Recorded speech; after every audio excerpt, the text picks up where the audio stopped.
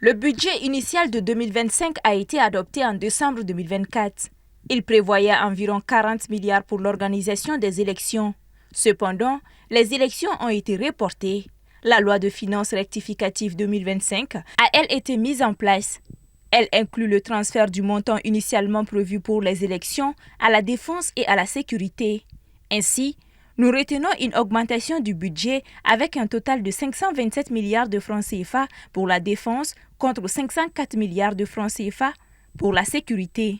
C'est un message clair, ça veut dire que les élections n'auront pas lieu parce que la réaffectation du montant d'environ 80 milliards au niveau de la défense et de la sécurité, c'est un signal fort du gouvernement pour dire que la priorité maintenant, c'est toujours le renforcement du premier poste budgétaire qui est la défense et la sécurité.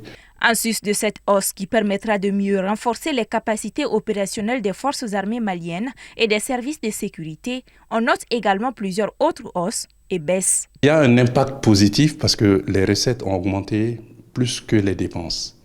Mais il y a eu des réallocations au niveau des postes budgétaires. Par exemple, la défense et la sécurité ont augmenté, les enseignements ont augmenté, la santé a augmenté, mais par contre, l'agriculture a baissé.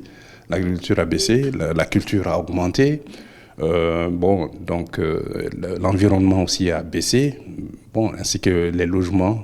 Donc ça veut dire que tout cela définit un peu les priorités du moment. Dans la dite loi de finances rectificative, il y a une hausse des dépenses et des recettes budgétaires ayant enregistré respectivement 50 milliards et 90 milliards de francs CFA. Toutefois, le déficit budgétaire a diminué de 540 milliards de francs CFA. En fait, nous sommes passés d'un montant de dépenses budgétaires de 3 230 milliards à 3 280 milliards et les recettes budgétaires sont passées de 2 649 milliards à 2 740 milliards. Donc, ce qui fait qu'en réalité, le déficit budgétaire aussi a baissé, c'est-à-dire l'écart entre les dépenses et les recettes.